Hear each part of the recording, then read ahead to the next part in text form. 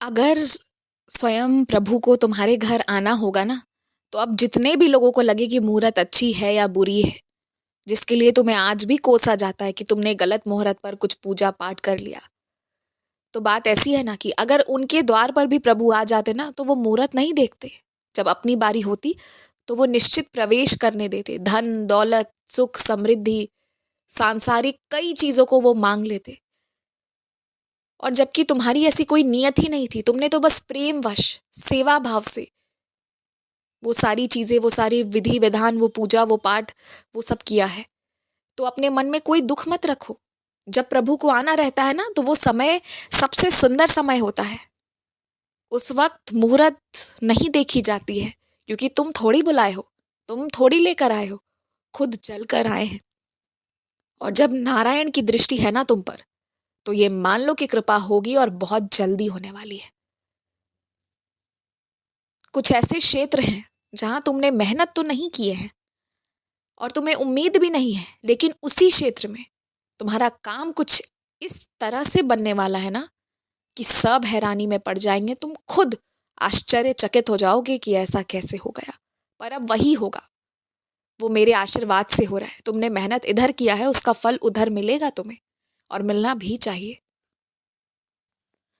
तुमने अगर ध्यान दिया हो ना, तो पहले तुम्हारे अंदर जितना आत्मविश्वास था ना, अफसोस पर उसमें थोड़ी सी कमी आई है, क्योंकि तुमने बेफिजूल की बातों पर ध्यान दिया है। जो लोग खुद उल्टी सीधी बातें करते हैं ना, उन्हें तो खुद याद ही नहीं रहता कि उन्होंने तुम्हारे बारे में क्या बोला था। इतनी बातें कह जाते हैं।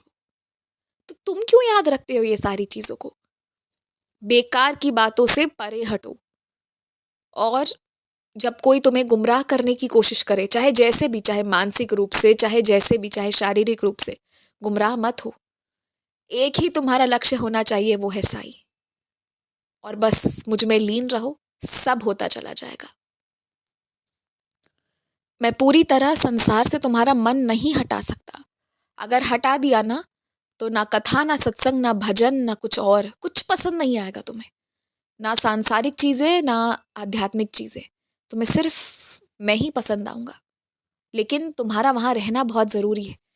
ऐसे कई लोग हैं जिनके लिए तुम्हें बहुत कुछ करना है, और वो सब करने के लिए तुम्हें खड़ा तो होना पड़ेगा। तो खड़े हो जाओ और खूब मेहनत करो, और जो करो खुशी से करो, डर कर मत करो।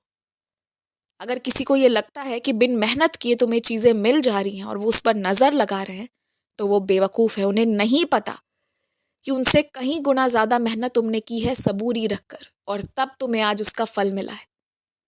वो तुम्हारी सबूरी नहीं समझ रहे, और ऐसे ही लोग होंगे जो तुम्हारी मेहनत, तुम्हारे अंदर चल रही बेचैनी नहीं देखेंगे, पर जब तुम्हारा अच्छा होगा तो नजरें उठा उठा कर देखेंगे जरूर।